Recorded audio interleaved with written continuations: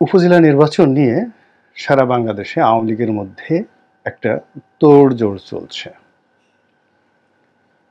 এই নির্বাচনটি আওয়ামী লীগের যে ডামি নির্বাচন হয়ে গেল এবং সেই ডামি নির্বাচনের পর যে একটা সরকার গঠন হয়েছে, যাকে কিনা বিএনপির লোকজন ডামি সরকার বলছে,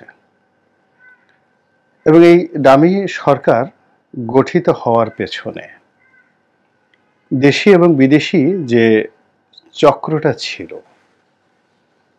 সেই চক্রের প্রায় সবাই বিএনপির বন্ধু সেজে বিএনপির কাছাকাছি এসে বিএনপিকে জাতীয় পার্টির মতো করে এই ডামি নির্বাচনে ঢুকানোর জন্য সর্বোচ্চ চেষ্টা করেছে।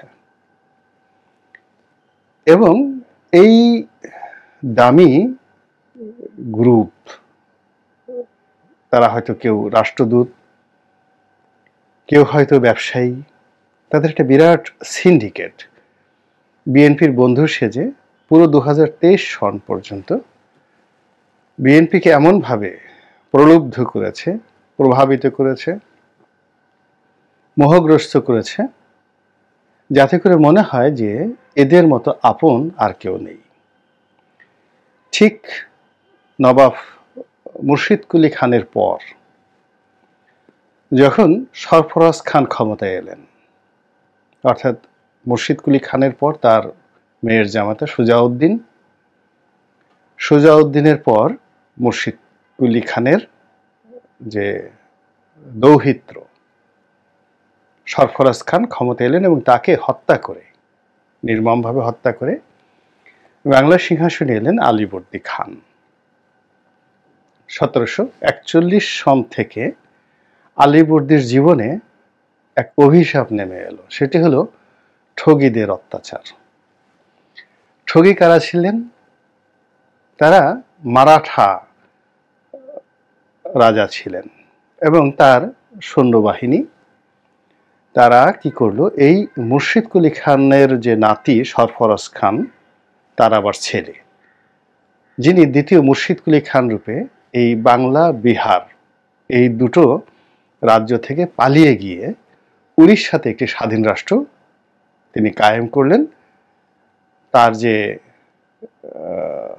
বেঈমান বা তাদের পরিবারের যে বেঈমান যে সেনাপতি ছিল আলীবর্দী খান, যদিও তিনি রাষ্ট্রপ্রধান হিসাবে, রাজা হিসাবে, নবাব হিসেবে যথেষ্ট সফল ছিলেন, কিন্তু তার শুরুটা হয়েছিল বেঈমানি নিয়ে।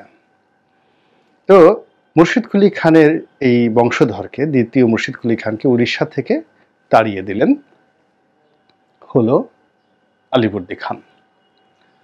তখন এই দ্বিতীয় মুর্শিদ কুলি খান তিনি গিয়ে মারাঠা রাজ যিনি রয়েছেন তার দরবারে, রঘুনাথ, তিনি তার দরবারে হাজির হলেন এবং রঘুনাথের নির্দেশে মারাঠা সৈন্যরা এই বাংলাদেশে এসে আলীবর্দী খানের যে রাজত্ব, সেই রাজত্বে মোট 6 বার আক্রমণ চালায়। তো এই যুদ্ধে মারাত্মকভাবে ক্ষতিগ্রস্ত হয় এবং শুধু তাই নয়, তারা গেরিলা আক্রমণ চালাতো। সারা বাংলাদেশের কৃষকদের জীবন, ব্যবসায়ীদের জীবন তছনছ করে দিয়েছিল। তারা বিভিন্ন ভণ্ড সন্ন্যাসী সেজে, ভণ্ড অলিয়াল্লা সেজে তারা মানুষকে বিভ্রান্ত করত এবং তাদেরকে নিয়ে একেবারে খুন করে ফেলত, খুন করে তাদের সর্বস্ব লুটপাট করে নিয়ে নিজ দেশে চলে যেত। তো এদেরকে বলা হতো ঠগী।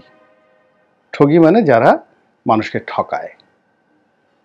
তো এখন রাষ্ট্র ক্ষমতা ব্যবহার করে, রাজার অর্থ ব্যয় করে, রাজার অস্ত্র ব্যয় করে যারা জনগণের সঙ্গে প্রতারণা করে, তাদেরকেই ঠগী বলা হয়।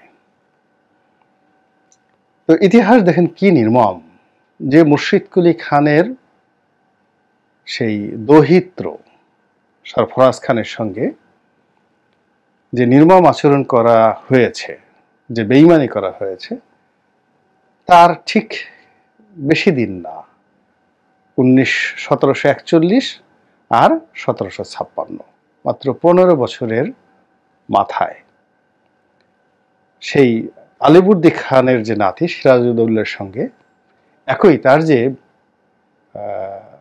সেনাপতি মীর জাফর, তিনি সেই বিশ্বাসঘাতকতা করলেন। তা আমরা মীর জাফরের কথা বলি, নবাব সিরাজউদ্দৌলার কথা বলি, কিন্তু সরফরাজ খানের কথা বলি না বা আলিবর্দী খানের কথা বলি না। এর কারণ হলো ওই ঘটনার মাধ্যমে পুরো দেশের স্বাধীনতা এবং সার্বভৌমত্বটা ইংরেজদের হাতে চলে গিয়েছিল। এখন আমাদের বাংলাদেশের ভাগ্যাকাশ এভাবে বহুবার এরকম ঠগীদের কবলে আমরা পড়েছি। কখনো কখনো এই ঠগীদের মধ্যে কেউ কেউ হয়তো ভালো শাসন করেছেন, আবার কখনো কখনো এই ঠগীরা পুরো দেশের স্বাধীনতা এবং সার্বভৌমত্ব দিল্লির কাছে বিক্রি করে দিয়েছেন। তো এই ঠগীদের নেতা ছিলেন ভাস্কর পণ্ডিত, মানে রঘুনাথ ছিলেন মারাঠা রাজ আর ভাস্কর পণ্ডিত ছিলেন তার সেনাপতি। তো এগুলো নিয়ে অনেক গল্প এবং কাহিনী রয়েছে। তো এইরকম ভাস্কর পণ্ডিত, রঘুনাথ, ঠগীদের একটা বিরাট গ্রুপ বিএনপিকে ঠকানোর জন্য তারা এই বিএনপি নেতাদেরকে জেলখানায় তাদেরকে এই নির্বাচনে আনার জন্য যে চক্রান্ত করেছিল এগুলো এখন প্রকাশিত হয়েছে। এই যে আমেরিকান রাষ্ট্রদূত, ব্রিটিশ রাষ্ট্রদূত, ইউরোপিয়ান রাষ্ট্রদূত যে বড় বড় কথা বলেছেন, মূলত দে আর দ্য এজেন্ট, ঠগী, ঠকবাজ। ভাস্কর পণ্ডিতের তারা এজেন্ট, সেই হিসাবে তারা মির্জা ফখরুলের উপর চাপ দিয়েছে, আমির খসরু মাহমুদ সাহেবের উপর চাপ দিয়েছে, মির্জা আব্বাসের উপর চাপ দিয়েছে, এরকম কথা এখন শোনা যাচ্ছে। কিন্তু বিএনপি সেই ফাঁদে পা না দিয়ে তার নিজস্ব জায়গার মধ্যে বা আদর্শের উপরে, বিশ্বাসের উপরে অটল থেকেছে এবং 18তে 14তে যে ভুল করেছে সেই ভুল 2024-এ তারা করেনি। এখন উপজেলা নির্বাচন হচ্ছে, সেই নির্বাচনও এই ঠগীরা বিএনপিকে আনার জন্য নানা রকম ছলচাতুরি, নানা রকম প্রলোভন, নানা রকম প্রচার এবং প্রোপাগান্ডা তারা চালিয়ে যাচ্ছে। এবং একই সঙ্গে ছোট ছোট শাহজাহানুমুর তৈরি করার জন্য সারা বাংলাদেশে তারা সর্বশক্তি নিয়োগ করেছে এবং এ যাবৎকালে প্রায় 70-75 জন এরকম বেঈমান, মুনাফেক, বিশ্বাসঘাতক এই ঠগীরা পয়দা করতে পেরেছে, যারা এই উপজেলা নির্বাচনের ফাঁদে পা দিয়েছে, যাদেরকে দল থেকে বহিষ্কার করা হয়েছে।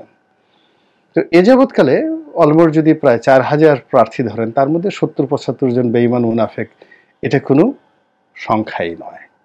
ফলে মূল নির্বাচন যেটা হচ্ছে সেটা হলো সরকারি দল আওয়ামী লীগ, তাদের যে বিভিন্ন গ্রুপ, উপগ্রুপ রয়েছে, মামা গ্রুপ রয়েছে, ভাগনা গ্রুপ রয়েছে, ছেলে গ্রুপ রয়েছে, ভাবি গ্রুপ রয়েছে, দেবর গ্রুপ রয়েছে, নানা রকম, এবং এক একটা জনপদ এই নির্বাচনকে কেন্দ্র করে রীতিমতো মৃত্যুকূপে পরিণত হয়েছে।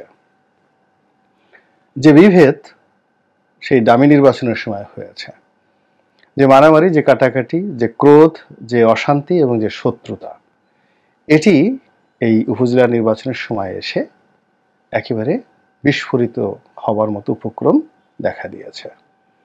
অনেক ঘটনা ঘটছে যে আমরা পত্রিকায় দেখছি না, কিন্তু সামাজিক মাধ্যমে চলে আসছে। এবং যারা রাজনীতির সঙ্গে জড়িত তারা কম বেশি এই যে উপজেলা নির্বাচনকে কেন্দ্র করে এটিকে, আমাদের মির্জা আব্বাস সাহেব বলেছেন, আওয়ামী লীগের কামড়া কামড়ি। আওয়ামী লীগ একে অপরকে কামড়াচ্ছে। এই কথাটা তিনি ভদ্রলোক মানুষ, ভদ্র ভাষায় বলেছেন, কিন্তু আঞ্চলিক ভাষায় কিন্তু এগুলো আরো বাজে শব্দ ব্যবহার করে, বিভিন্ন প্রাণীর নাম ব্যবহার করে তারপরে এই কথাগুলো বলা হয়। এবং যখন এরকম কোনো ঘটনা ঘটে, মানুষ তামসা দেখে। যদি মানুষের মধ্যে হয়, যেমন ধরুন ভাই ভাইয়ে দ্বন্দ্ব সংঘাত হচ্ছে, বনে বনে হচ্ছে, পিতা পুত্রে হচ্ছে, তখন পাড়া প্রতিবেশীরা এগুলো প্রায়ই সমাধান করতে যায় না। এর কারণ হলো, নিজেদের মধ্যে গন্ডগোল হলে ওখানে যদি কেউ সালিশ করতে যায় কিংবা ওখানে যদি কেউ সমঝোতা করতে যায়, আলটিমেটলি তার অনেক ক্ষতি হয়ে যায়, সে বিপদগ্রস্ত হয়ে পড়ে। ফলে যখন ভাতৃঘাতী প্রাসাদ ষড়যন্ত্র শুরু হয়ে যায়, তখন সেই প্রাসাদ ষড়যন্ত্রে সমূলে বিনাশ না হওয়া পর্যন্ত এই দ্বন্দ্ব এবং ফ্যাসাদে যারা জড়িত তাদেরকে কেউ নিবৃত্ত করতে পারে না। প্রাসাদ ষড়যন্ত্রে এটাই একটা সবচেয়ে ভয়াবহ দিক। এবং প্রাসাদ ষড়যন্ত্র তখনই হয় যখন ওই প্রাসাদের যারা বসবাসকারী তারা আশেপাশে কোনো প্রতিদ্বন্দ্বী রাখে না, নিজেরা খুব বড় হয়ে যায়, বড় মনে করে এবং সবাইকে শত্রু বানিয়ে ফেলে এবং নিজেদের মধ্যে এইভাবে দ্বন্দ্ব সংঘাত করে করে অতীতে দাস বংশ শেষ হয়েছে, খিলজি বংশ শেষ হয়েছে, মুঘলরা শেষ হয়েছে, পালরা শেষ হয়েছে, সেনরা শেষ হয়েছে। এইভাবে প্রাসাদ ষড়যন্ত্র শেষ হয়েছে, বাইরের লোককে ডাকতে হয়নি। এখন এই যে আওয়ামী লীগের মধ্যে যে ঘটনাগুলো ঘটছে এটি আলটিমেটলি প্রাসাদ ষড়যন্ত্রের মতোই ঘটনা ঘটে যাচ্ছে, একটার পর একটা ঘটনা ঘটে যাচ্ছে এবং এই বিষয়গুলো নিয়ে মানুষ কিভাবে ঠাট্টা এবং মশকরা করে এবং এই বিষয়গুলো আমরা কিভাবে কোন দৃষ্টিকোণ থেকে আমরা দেখি তার একটা উদাহরণ দেই।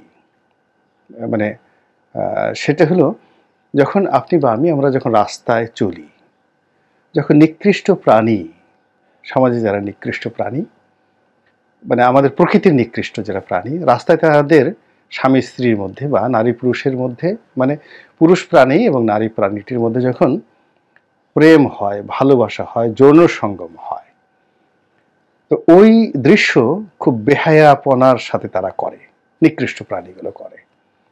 মানে তাদের বিনোদন, তাদের আনন্দ, ওই দৃশ্য দেখে মানুষ মুখ ফিরিয়ে নেয়।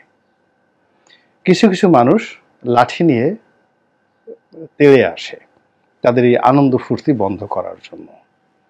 তদ্রূপ মানুষ যখন পচে যায় এবং পচা মানুষগুলো যখন এ সমাজে উল্লাস করে, আনন্দ করে, তখন ওই সকল নিকৃষ্ট প্রাণীর যে আনন্দ ফুর্তির যে অশ্লীলতা, বীভৎসতা, নির্লজ্জতা, বেহায়াপনা, তার চাইতেও পচা মানুষদের আনন্দ ফুর্তি, বেহায়াপনা এই সমাজে আরো বেশি বিরক্তির সৃষ্টি করে। মানুষ মুখ ফিরিয়ে থাকে, তাদের বিনোদন দেখে না, আনন্দ দেখে না, আর যখনই সুযোগ পায় দূর থেকে ঢিল মারে। এই গেল এক। দুই নম্বর হলো নিকৃষ্ট প্রাণীরা যখন রাস্তায় ঝগড়া এবং বিবাদ করে, কামড়াকামড়ি করে, গালাগালি করে, একে অপরের সঙ্গে তেড়ে আসে, তখন সেখানে কোনো সভ্য মানুষ, বিবেকবান মানুষ ধারের কাছে যায় না, নিরাপদ দূরত্বে চলে যায়। এর কারণ হলো এই অসভ্য প্রাণীগুলো, নিচু জাতের প্রাণীগুলো যখন ঝগড়াঝাটি করে কাণ্ড জ্ঞান হারিয়ে তারা পারে না, এখনো কোনো কুকর্ম নাই। কোনো মানুষ যদি তাদেরকে ফিরাতে যায়, দুই পক্ষে এসেই তাদেরকে কামড়ায়। এই জন্য কোনো মানুষ কখনই এরকম দ্বন্দ্ব এবং ফ্যাসাদে যারা জড়িত নিকৃষ্ট প্রাণী, তাদের দ্বন্দ্ব ফ্যাসাদ বন্ধ করতে যায় না। দ্বিতীয়ত, যদি সুযোগ পায়, দেখা গেল যে এই দ্বন্দ্ব সংঘাত একেবারে মানুষের ঘাড়ের উপর চড়ে আসছে, তখন মানুষ সংঘবদ্ধভাবে অস্ত্র নিয়ে, শস্ত্র নিয়ে এই যারা দ্বন্দ্ব সংঘাত করে তাদের কারো পক্ষ অবলম্বন করে না, দুইজনদেরকে, দুই পক্ষকে পিটায়, পিটিয়ে একদম তছনছ করে রক্তাক্ত করে ছেড়ে দেয়। তো এই যে প্রকৃতি থেকে আমাদের যে শিক্ষা, প্রকৃতিতে যা হয়, সেই শিক্ষা যদি আপনি মানব সমাজে দেখেন, এখানেও কিন্তু একই অবস্থা। যখন একই গোত্রের মধ্যে, একই পরিবারের মধ্যে এরকম মারামারি কাটাকাটি হয়, মানুষ সেখান থেকে নিরাপদ দূরত্বে থাকে। যদি মানুষ সুযোগ পায়, দুই পক্ষকেই মারধর করে এবং দুই পক্ষকেই, মানে তাদের কল্যাণ হোক এরকম কিছু করে না, দুই পক্ষকে ক্ষতিগ্রস্ত করে ফেলে সাধারণ মানুষ। তো এই যে প্রকৃতির যে এই যে নিয়ম এবং কানুন, সেই কানুনের প্রেক্ষিতে এই যে বর্তমান চলমান সময়টিতে একটা ডামি নির্বাচন গেল এবং সেই ডামি নির্বাচনের পর ধরে আবার একটা উপজেলা নির্বাচন হলো।